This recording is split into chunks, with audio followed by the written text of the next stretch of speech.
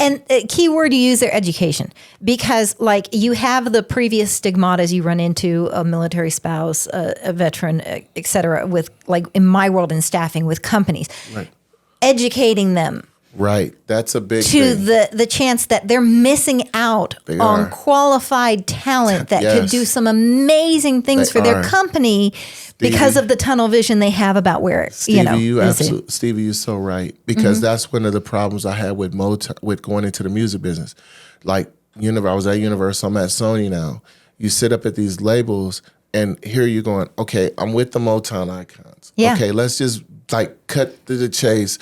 These people have some of the greatest music and timeless. Right. Okay, it's the greatest. Right. There'll never be another Stevie Wonder and Michael Jackson. That comes and an all brother Jackson family where everybody is a star. Yep. Like you'll never, see this type of thing. And so for me, I came into the label with that. I came into the label musically talented. I came into these labels with the government, the Pentagon letters. Like I can't get any bigger letters than from the secretaries and the Pentagon. Like, where else am I going to get a bigger letter than that? Right. So you come in with all of this, and your management sitting there, and they all looking at you. These companies. Well, thank you. We have it. Like, what? Are you kidding me? I'm with icons, and I'm with. So you're right. That's been a thing. Corporate, like. 2 military people can do the job of 5 people, but we never get those opportunity in those divisions. They always put us in the coffee. Like, how are you going to put somebody who was a freaking pilot, right? Okay, flying an F-15, or a young person who drove a aircraft carrier. The demand of driving an air carrier. You got 19 and 20-year-olds driving a nuclear aircraft carrier, but they get out. And they have this skill set, and you go over to these corporate or these hospitality or these companies or nightlife, and they make you go underneath the bottom. Yep. And you like, how are you going to be taking instructions from the same people? And you just was driving a nuclear, like the pressures and the responsibility. Stevie, would you take an 18-year-old right now out of high school with no training and put their hands in your life driving like an aircraft carrier? No, you're never going to do that. You know what I mean? So it's like, well, unless they were trained by the Navy, and then yes, I would. Right, you would. But just the demand. So it was like I experienced that, and that's why I kicked the holes in the wall, because they didn't want to cover me for the PR. Oh, he's too positive. Yeah. It's not going to work representing the troops in the military and entertainment. Oh, he's not. And it's like, that's the stigma, like you're saying, educating these corporations and all the companies, entertainment too. You guys need to educate your workers and have a whole veteran division and rebrand this whole thing so that you guys can understand the skill level of people that you are getting when you hire active duty military coming out who's over doing responsibilities while you consider overqualified or whatever. Right. And let me tell you, I just can't. Don't just do it as a company because you think it looks good. Right, exactly. Actually understand the quality you're getting from it. Military spouses are hard workers and are dedicated and are going to bust their booties because if their spouse is deployed, that's it. Yeah. They're running the house. They've got the kids. They're doing the whole work. And I have watched spouses work a job, come in at the bottom, build themselves up no matter how much education they have, whatever. As soon as their spouse gets transferred, that company goes, well, okay, we don't have anything for you. They have to go to the new post and they have to start over again at the beginning. And the companies are just like, well, that's okay. We don't know what they can do. No, you don't. You're not reading. You're not seeing. Good God, people. It gets me so mad. It just oh my gosh, it frustrates me more than anything because it is one of my things I hate in the world that really, and hate is not a word I like to use, but I hate when we label people or put them into categories or into sections. We are people. Right.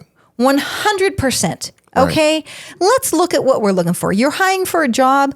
Look at the qualifications and the skills. Okay. That's so true. That's all I'm asking you to do. No, that's so true. And I feel like entertainment needs to do things a little bit better. I mean, it's getting better, but special music need to do more and give military and vets opportunities. Just because somebody served doesn't mean they can't produce music or sing. Oh my gosh! Just Do you because- see how many vets we have singing national anthems I at know. sporting events And that blow your mind right, because but they're then just they'll never get a record deal, No. or we don't have a division, and then Yeah. you'll see it too in entertainment acting.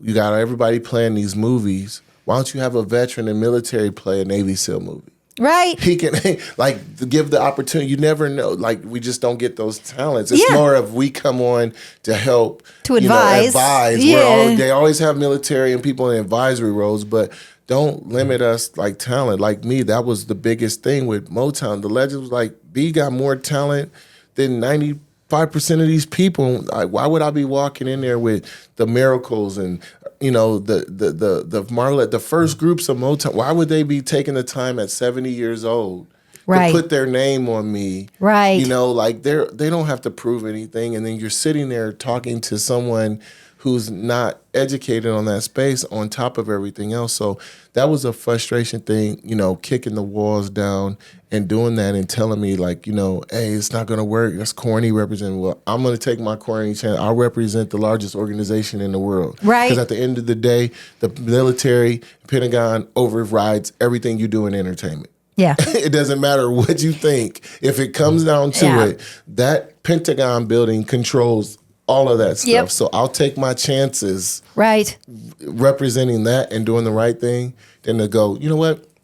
Screw the military, screw the veterans. Let me go sign this music deal. It's a funny thing, and this is so minute, but this is my father and I, so family of actors, and my father was Navy, and military personnel have a strut or a swagger in uniform that they carry, and a way they walk and a way they carry themselves.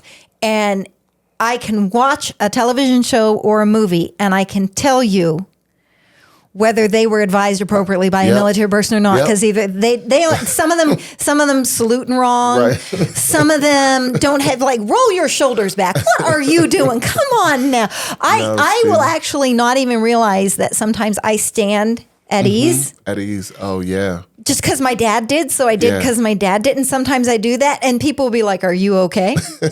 Yeah, sorry, just what I do. But it's that little stuff to it, and the opportunities need to be out there. What's amazing is that the military community itself, like, I can go anywhere and meet someone who served, or they know someone who served, and they find out I'm the daughter of a veteran, and all of a sudden I have instant family. Instant family.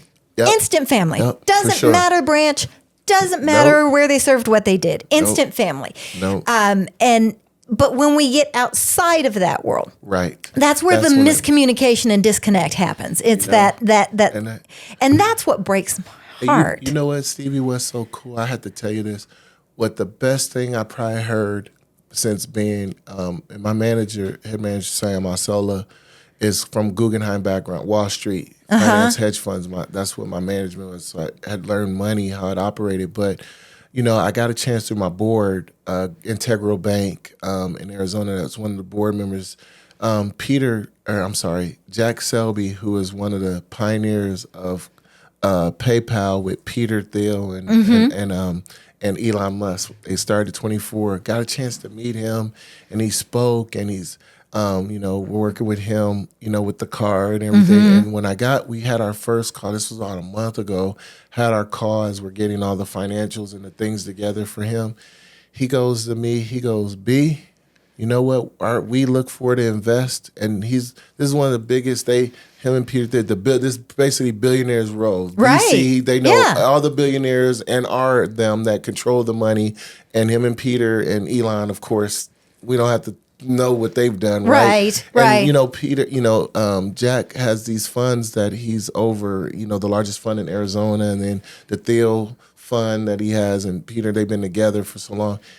What made me feel so proud that I tell every military, now I can tell military and veterans watching this, he said on the phone, he said, B, what you've done is impeccable. And our priority to invest in, what we look to invest in, we look first for military and veterans because we know your work ethic and what you guys do and get it done.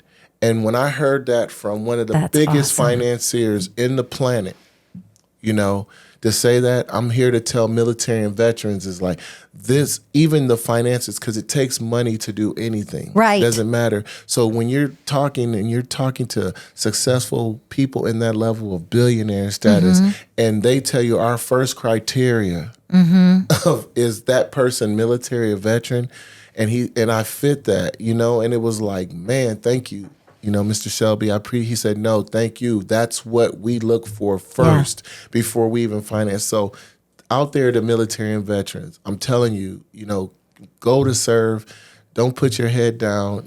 Keep working hard because we are the cream of the crop. When you serve in the military and you become in the veteran community, you become a part of the biggest fraternity and sorority for our women in the world, the best of the best. It's not NFL. It's not me in music. It's not the NBA. The best fraternity on this planet for all the younger people out there is the military and the veteran community. Yep. There is no better. It's the best of the best.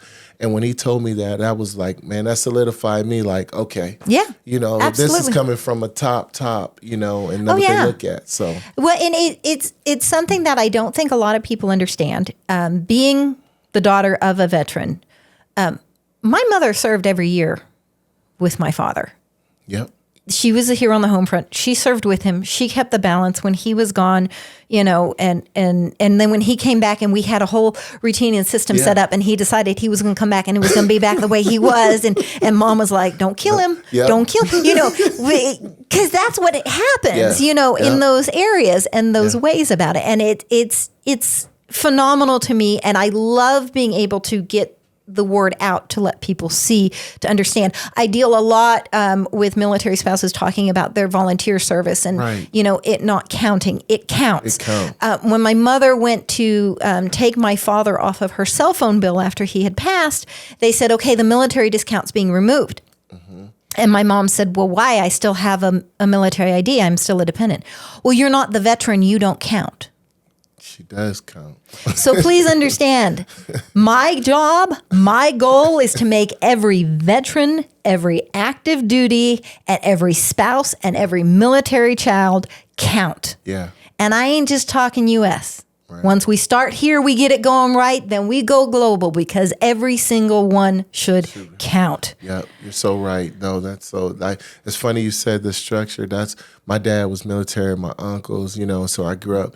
It was structured, and I feel like, with your success too, you can tell when you have that structure like that, like your dad. My dad didn't mess around my mom. It was like a structure, and I saw it with how, now that I look back, of how we were, my brothers and sisters, to be able to be successful in our own way, from the structure to the way my mom would take me to practice and my brothers practice. It was like, okay, we living at this time, packed, our uniform was packed. It was just like the structure in our house every week. Yeah. Very structured. And my dad and mom, you didn't get out of that structure. Yeah. And my dad would snap you back into it. Yep. There was no other way. And I look back at it like, man, and then I'm like, I can see why my brothers and sisters, we all did things in our way and stuff because of that structure. It was just that military household. It's just different, It's the thought process, the way, my dad's like me. Yeah. I'm very much like my father in many ways, in the aspect of I can wing it. Right. I can jump into something if it needs to happen. I can go with it. Because he always said there's no anchor tied to your butt. And there's not. Yep, what do you want to do? Where do you want to go? What do you want to accomplish? You can do it. Right. You're the only one holding yourself back. Right. Now, but then that's why I think it's so key that we get very open in these conversations about mental health and about where we're at and what we're doing. Because maybe you're not holding yourself back. Maybe you're concerned because of something that you're dealing with is something you should be ashamed of or shy. No, it's not. Let's talk about it. Let's help. Let's build it. Let's get it strong, and let's just push forward on that. That is a huge thing for me. I think that my father was unusual in the fact that he did 2 tours of Vietnam. Wow. And he actually gave up a college scholarship to join the Navy because he felt the need to serve his country. And he came back, and he actually came back okay mentally. And he's one of only a few who didn't get affected like other people got affected. But it was who he was in his core and how he delved that did that. And I like to feel I've taken on that thought. I've taken that from him. I've learned that from him to handle it. Now, I still am human. And we had many conversations, and it always makes me laugh because I'd be crying and I'd say to him, I don't even know why I'm crying. My dad would go, oh, baby, it's because you're a girl and you can't help it.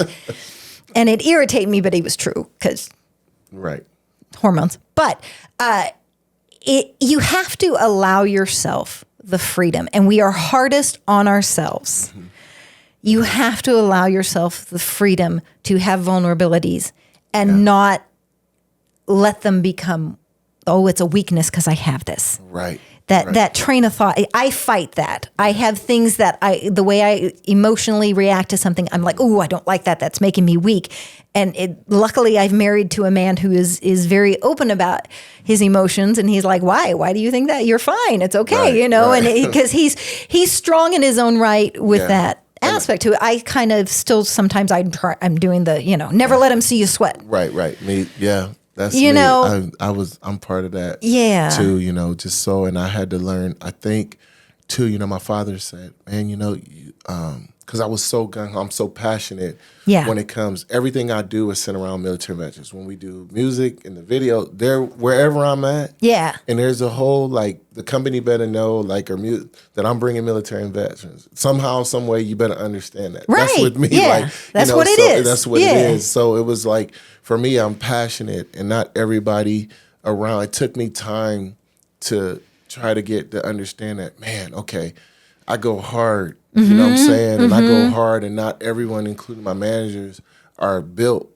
like me. So my father was like, okay, you like it a certain way, you go hard, but let's learn how to be managed, learn how to empower people to do things. And so that's what I got, better on. And it's now, this is what it is. If you don't like what we're about, then go do something else. Right. You know what I mean? Go, I'm not begging you to do this. This is my calling, and this is what I want to do. And if you do get involved with this, you're going to feel rewarded too and helping, because you're going to be serving as well as doing the things. And so I had to struggle, with that, because I came out, I was so gung-ho. I've been gung-ho, and I thought everything was going to be like military, like reporting to the warrant, reporting to the force master chief. Yeah. When the admirals tell you come in, the letter's there the next day. You pick it up the next, they say, okay, it'll be here at 0500. It's there at 0445. You know what I mean? It's I was just so used to that. And then when you had to get out and start dealing with different civilians who don't have that mindset, who work with you, it's no, 2 weeks later. No, 3 weeks later. Then everyone's like, I'm busy, or I got this huge schedule, and it's come on, man. I know some people who get all this done who have astronomical schedules. Right. And they have the lives matter of the safety and stuff, and they still get that done. And so it was hard for me to comprehend people not doing their thing 110%, because I was around people like that. And, it was so cool. My head of security detail, all my security guys are special ops, military. My head guy, Jason Brooks, who's, former Marine Recon, did raids, was over tourism for Nevada, the counterterrorism, the gun training. He does it. He taught the Marine combat, and we're just I had to put guys like that, because everything is like clockwork. With them, and I had to give people, hey, we have itineraries for everything. I don't want, because we move like that, and so it was this is how we move when we get stuff done. And it was hard when you're integrating civilians who don't move like that, who's all over the place, especially they're younger. That's one of the key parts that, for me, that's leadership. Right. People think leadership is walking in the room and telling people what to do. Right. That's not what leadership is. It's learning and adapting and educating, because our veterans have to learn and be educated on life outside the military in the civilian world. Exactly. And we need to have our civilian world educated on how the military speak and life and tendency is. Right. There is a very happy middle road where if we can blend those two right, things we can accomplish, my friend. I can see that in there. And that's one of the big things when we started doing this podcast was wanting to educate people, wanting to get them access to information they need, wanting to help them to know, wanting to get the word out about it. Right. That's the focus of this. That's the focus. There are so many opportunities and so many ways to get help, to draw wherever you need to draw. You just need to know where to go. Right. Exactly. And it has evolved over the years since my mother was a military spouse. Like, oh yeah, no business. We actually, one of the guests we had on before, Mr. Levi Schultz, he's actually working with Caucus on helping get the voices of the veterans out there. And he's talking to politicians one-on-one about the fact that, okay, you're going to go in this position. You need to understand. Right. This isn't just something I say when I'm speaking to get elected. Right. You need to do something with right. it. And we have so many more people like him, like you know, hopefully like me, fighting for this, getting this word out, getting this happening. You know, this is what we're going to do to fix it. This is how we're going to get it right. Exactly. And I think that's what we need, you know, and you just got to take the bull by the horns and not, I think one of the things too is not be afraid for what's right. Like everyone be trying to, like it, you got to take care of the home front. Right. Without the home front, everybody can get up here and say it for votes and whatever you want to do for getting elected and stuff. I'm talking about really changing the narrative of this country for younger people when it comes to service. Let's get rid of this narrative. It shouldn't be that a kid joins the military, and recruiters have told me across the country, and the new recruits, a kid should not join the military and his school, people in school, younger people going, you joined the military? Right. Why are you doing that? Why are you going to, it's looked upon like it's low level. Bottom level. Bottom level. Bottom level. That is because that narrative is being put into these younger people through the parents and through what is being seen, and that narrative is controlled by media and corporations showing this, because that's what the kids see. Whatever they see on YouTube, Instagram, media, that's what goes into your head, and younger parents. And so that shouldn't be coming when a young boy or girl is taking the oath to protect this country and be less than the 1% in an all voluntary force to do that and better themselves. It should be like, man, wow, thank you for your service. That's what the kids should be saying. That's what teachers and principals should be saying. Yep. Not putting them at the low bottom. And I've heard that from recruits, and that narrative has to change. It does. That narrative, or otherwise we won't have an all voluntary force. And it's at old. All. It's been around forever. I remember I had a discussion with a woman I worked with, and she and her husband, she said when she first met him, he was Navy, and he came in uniform into her shop. And I went, oh, Stevie likes uniforms. Yeah. And she went, oh, I said, oh, were you like, well, hello there. And her answer was, no, where I'm from, that means you're poor. See, that's what I'm saying. Like, it's terrible. And I was completely like, I don't get speechless, people. Okay. That doesn't happen. He knows me. I don't lose speech, but I lost my, I was literally just like, wow. Yeah. Kind of thing. And I think that it's not realized how very blatantly statements like that are made. Like when they said to my mom, she didn't count anymore. She served every year he was in with him, and once they got married, she was with him the whole route of the way. Right. The kids are with you. Right. I knew my dad could die. Yeah. I knew it. I didn't think he was going to, because he didn't think he was going to, and that kind of helped. But I knew it as a fact. I can't imagine, if he was in the forefront in dealing with some of the things that some others have to. He was close enough. Right. No, he was. And that's the thing, like you said, it's got to change that narrative, for these recruits, and these kids got to understand it's not your basketball skills. It's not your music skills. It's not what you're doing. It's young people like you that are taking the oath to be on watch 365, 24/7 in these places that you see in geography class on the map that you don't think exist. Military's there. Right. Where you looking at this, you learning about it, you're like, what's there?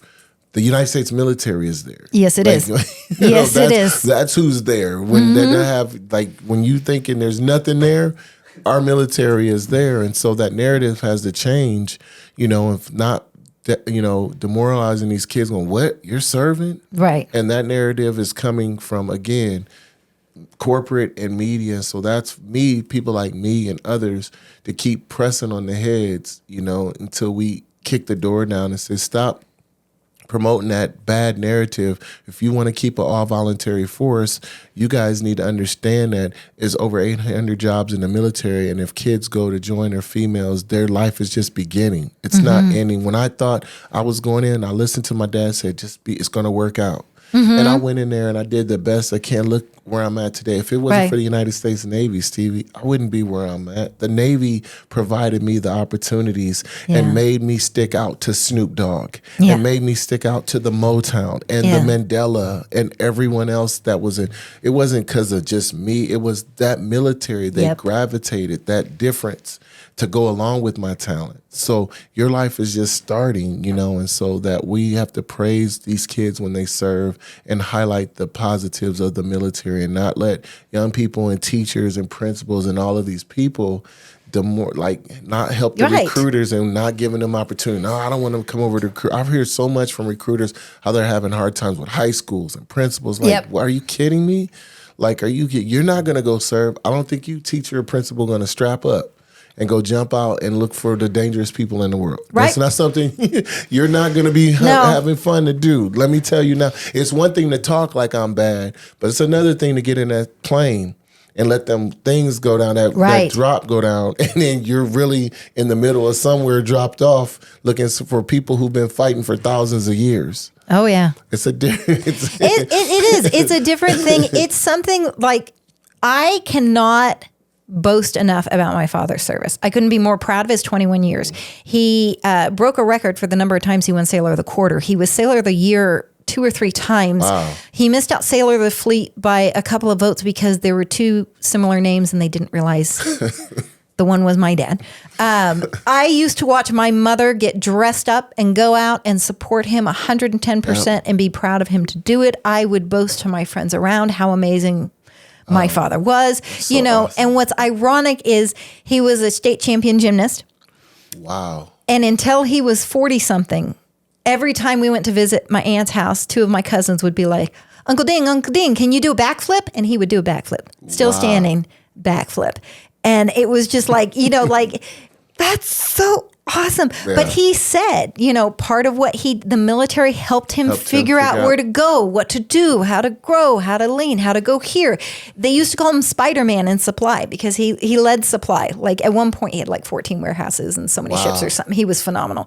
And they would get scared because as they were bringing the items in, my dad's swinging from one to the other. Okay, line that up. Cool. And then he'd jump down over here and he'd go over here to do this thing. He got that because of that opportunity to work in that field in the Navy and grow that way. Yeah. And as his daughter, I'm living on a legacy. Yep. I remember at his memorial service that one of the gentlemen who served under him stood up and told a story about how he got in the military and he was put at, I think he was at the gate was his station. And I forget the term he used, but he said, basically, we're the guys that they're like, okay, you're coming in for 4 years. We'll just put you wherever we put you and you get out.